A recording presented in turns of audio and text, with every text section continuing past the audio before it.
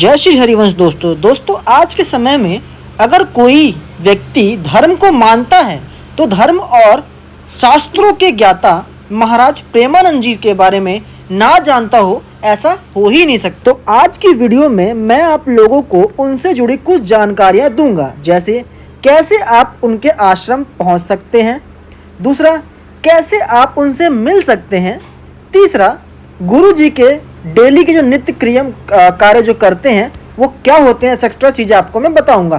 तो please video में बने रहिए। तो दोस्तों सबसे पहले, चाहे आप इस देश के किसी भी शहर में रह रहे हो, किसी भी राज्य में रह रहे हो, जैसे दिल्ली, गुजरात, मुंबई, पंजाब, महाराष्ट्र, आंध्र प्रदेश, कर्नाटक, जम्मू कश्मीर, कहीं भी आप रह रहे हो, सबसे पहले आपको ट्रेन पकड़ के आना है मथुरा जंक्शन रेलवे स्टेशन पे।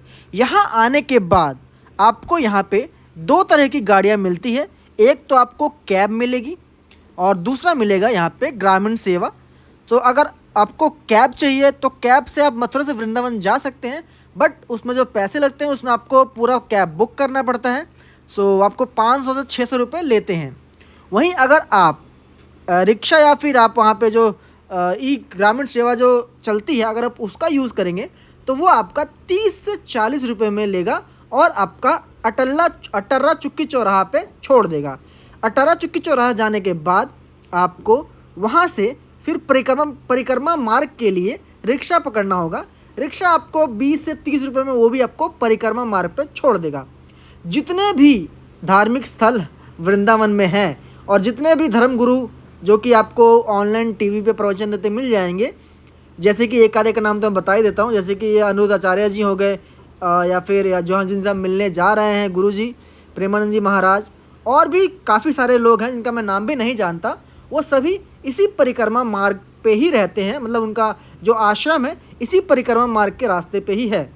जैसे ही अटल्ला चुकी चौराहा पे आप उतरेंगे, उससे 1 किलोमीटर जब आप परिक्रमा मार्ग पे आगे बढ़ेंगे तो आपको सबसे पहले अनिरुद्ध आचार्य जी का आपको गौशाला और उनका जो आश्रम है वो दिखेगा। उसके आगे आप बढ़ेंगे तो उसके बाद 1 किलोमीटर या 2-3 किलोमीटर और आगे बढ़ेंगे तो आपको जो प्रेम मंदिर है वो मिलेगा। उससे थोड़ा सा और आगे बढ़ेंगे तो आपको गुरु जी का जो आश्रम है प्रेमानंद महाराज का, राधा केली कुंज, वो मिलेगा। वहाँ पहुँचने के बाद आपको अंदर जाना है, और अगर आपको टाइमिंग बता दो, टाइमिंग आपको किस टाइम में वहाँ पे पहुँचना चाहिए। अगर आपको गुरु जी के दर्शन करने हैं और आपके पास टोकन नहीं है, टोकन लेने का सिस्टम मैं भी बताऊंगा, अभी फ़िलहाल आपको बता दूंगा, आपके पास टोकन नहीं है और फिर भी गुरु जी के दर्शन करना चाहते हैं तो आपको सुबह सुबह ही जाना पड़ेगा। गुरु जी 2 टाइम में दर्शन देते हैं बिना टोकन के। पहली बार जब वो स्नान करके यमुना जी से वापस आते हैं उस टाइम में आप उनके दर्शन कर सकते हैं। दूसरा, जब गुरु जी अपनी जो प्रवचन है उसको ख़त्म करके निकलते हैं, दूसरे टाइम उस टाइम में आप उनके दर्शन कर सकते हैं। तो पहला टाइम 2 से 2:30 बजे का होता है सुबह में, और दूसरा टाइम 9:30 बजे का 9 बजे का सुबह में होता है। सो ये 2 टाइम है जब आप गुरु जी से मिल नहीं सकते, उनके सिर्फ दर्शन कर सकते हैं। दूसरा, टोकन लेने का तरीका क्या है। टोकन लेने का तरीका भी बहुत ही यूनिक है।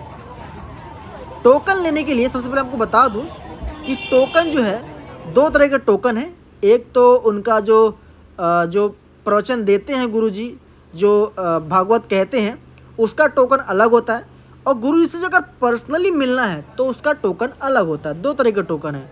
अब मैं आपको ये बता दूं कि टोकन कितने डेली मिलते हैं। लाइन में लगने को तो बहुत लोग लगते हैं, 200, 250, 300, 500 लोग लाइन में लग जाते हैं, लेकिन उतने लोगों को टोकन नहीं मिल पाता है। जो पहला टोकन है, जो उनके प्रवचन का टोकन है, वो रात को कहें सुबह में 3 बजे के करीब में बंटना स्टार्ट होता है, जिसमें से 80 टोकन महिलाओं को और 80 टोकन पुरुषों को मिलता है। उसके बाद अगले दिन उस टोकन को यूज़ करके आप गुरु जी के प्रवचन सुन सकते हैं, जाके उनके पास बैठ के सुन सकते हैं। दूसरा जो टोकन है जिसमें कि आपको फेस टू फेस, मतलब जो एकांत वाला टोकन जिसे कहते हैं, वो लेने के लिए आपको सुबह में 9:30 बजे टोकन मिलता है वो।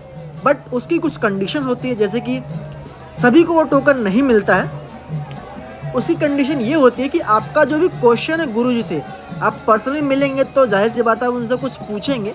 सो आपका जो क्वेश्चन है वो एकदम धार्मिक होना चाहिए। आपका जो क्वेश्चन है उससे पता चलना चाहिए कि हाँ आप धर्म के रास्ते पे चलना चाहते हैं। ऐसा क्वेश्चन अगर होगा तभी आपको टोकन मिलता है। वो भी टोकन सिर्फ 20 या 25 टोकन डेली मिलते हैं।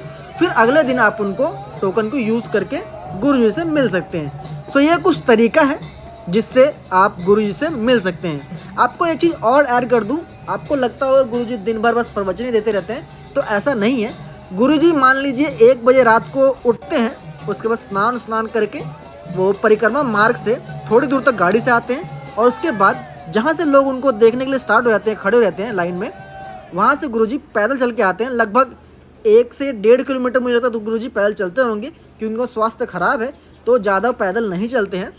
उसके बाद वो अपने आश्रम पहुँचते हैं और फिर वही जिसके पास टोकन है 3 बजे जो सुबह 3 बजे टोकन लेता है एक दिन पहले, उसको गुरुजी फिर अपना प्रवचन सुनाते हैं। गुरुजी को रात में देखने के लिए भी बहुत लोग आ जाते हैं, मतलब लाखों की संख्या हो जाती है छुट्टी वाले दिन तो। सो उनके पीछे पीछे भी बहुत लोग जाते हैं देखने के लिए, लेकिन उनके पास टोकन नहीं होता है। तो ऐसे में 2 कंडीशन होते हैं कि आप या तो मोबाइल पर देख लीजिए, वरना राधा केली कुंज जो उनका आश्रम है उससे थोड़ा सा आगे 100 से 150 मीटर आगे गौतम ऋषि का एक आश्रम है, उनके नाम गौतम ऋषि नाम से एक आश्रम है। वहाँ पे जाके आप वहाँ पे लाइव टीवी लगा हुआ है, वहाँ पे गुरुजी का जो प्रवचन है 4 बजे से स्टार्ट हो जाता है प्रवचन जो उनका लाइव है, वहाँ पे आप जाकर देख सकते हैं। सो ये कुछ उसके बाद जो गुरुजी का प्रवचन है वो 9 बजे करीब में ख़त्म हो जाता है और उसके बाद गुरुजी वापस अपने स्थान को चले जाते हैं। गुरुजी का रहने का स्थान है वो जो प्रेम मंदिर है उसके जस्ट बगल में ही है, वहीं पे गुरुजी रहते हैं। फिर गुरुजी दिन भर में नज़र नहीं आते। अगर आप शाम को जाएंगे भी तो आप आश्रम में एंटर तो हो जाएंगे, लेकिन आपको गुरुजी का दर्शन नहीं होंगे। आश्रम में एक चीज़ और बता दूं आपको कि आश्रम में आपका फ़ोन को बंद कर दिया जाता है, स्विच ऑफ करा दिया जाता है। आप आश्रम के जो 100 मीटर के आसपास भी आप वहाँ पर वीडियोज़ नहीं बना सकते हैं। सो ये था आज की वीडियो में, आई होप आपको समझ में आ गया होगा। अगर इसके बाद भी कोई दिक्कत, कोई परेशानी, कोई क्वेश्चन आपके माइंड में है तो आप मुझसे पूछ सकते हैं, मैं आपको जल्द से जल्द रिप्लाई करूँगा। सो मिलते हैं। जय श्री हरिवंश।